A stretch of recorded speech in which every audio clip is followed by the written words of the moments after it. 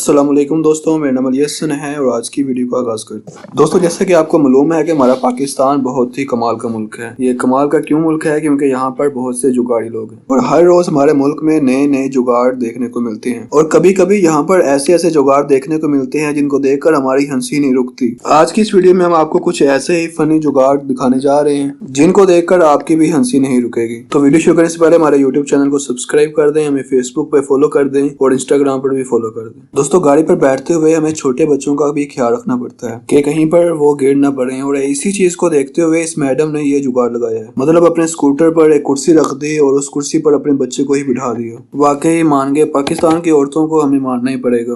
कुछ ही तो खास बात है इनमें, इसलिए तो इन्हें इतना महान मानते हैं।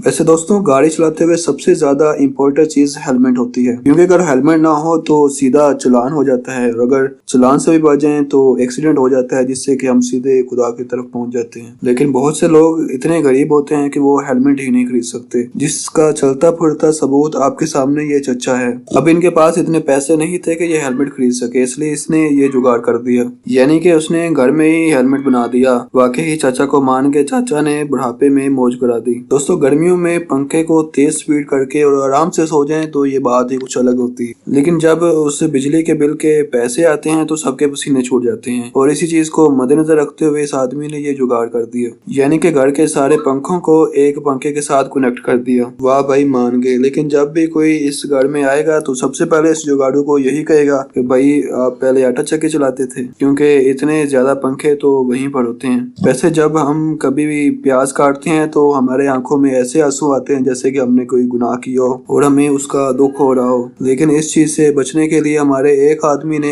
एक और जुगाड़ लगाया है, यानी कि सीधा हेलमेट ही पहन लिया। वाह भाई, मान गए। वैसे प्याज भी ये सोच रहा होगा कि एक दिन था कि मैं इसे रुलाता था और एक दिन है कि ये मुझे लुड़ा रहा है। कुछ ऐसा ही महान काम इस आदमी ने भी किया है। इसे देखें तो सही कैसे इसने अपने मोबाइल को सही सलामत रखा हुआ है। लेकिन मुझे इस गैजेट को देखकर यही लगता है कहीं पर ये हमारे गैजेट की तस्वीर लीक ही ना हो जाए, वरना अंग्रेज लोग हमारे इस गैजेट को देखकर बेहोश ही हो जाएंगे।